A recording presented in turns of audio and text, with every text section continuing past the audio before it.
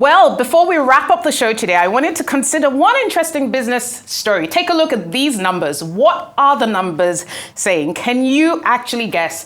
Look at that number for 2022.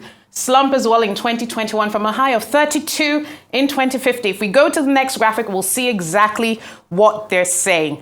This, ladies and gentlemen, is the number of African IPOs, initial public offerings between 2011 to 2022. That's companies issuing shares on public markets. Now, the question is, what has happened to the African IPO market? We went for a value, if you look at the next graphic coming up, we went from a value of 3 billion worth of IPOs in 2017 to just 921 million in 2021.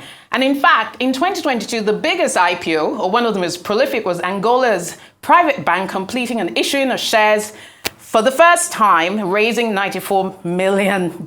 Not a huge amount there. What are the issues with the market? Of course, we know the macroeconomic drivers, inflation, exchange rate, controls, which we've been seeing easing in markets like Nigeria. And of course, liquidity concerns, big one for stock exchanges. This can dampen the promise of equity markets.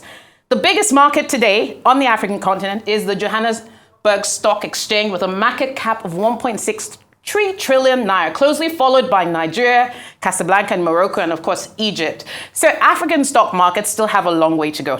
Interesting, last year was what I call the annus horribilis for emerging markets. The emerging market MSCI index fell by 20% on the back of China's economic woes, tightening interest rates around the world, stronger US dollar, which resulted in weaker emerging market currencies, but they're all back.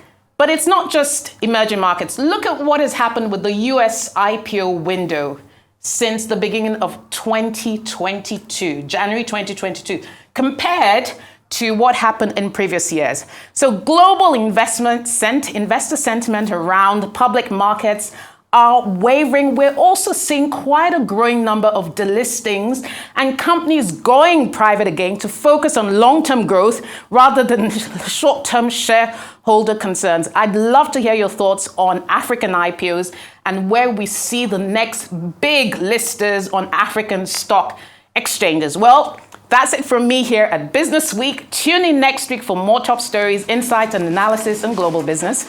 Don't forget to send me a tweet online to continue the conversation. Have a lovely weekend ahead. I'm Rolake Akinwefilani. See you next time.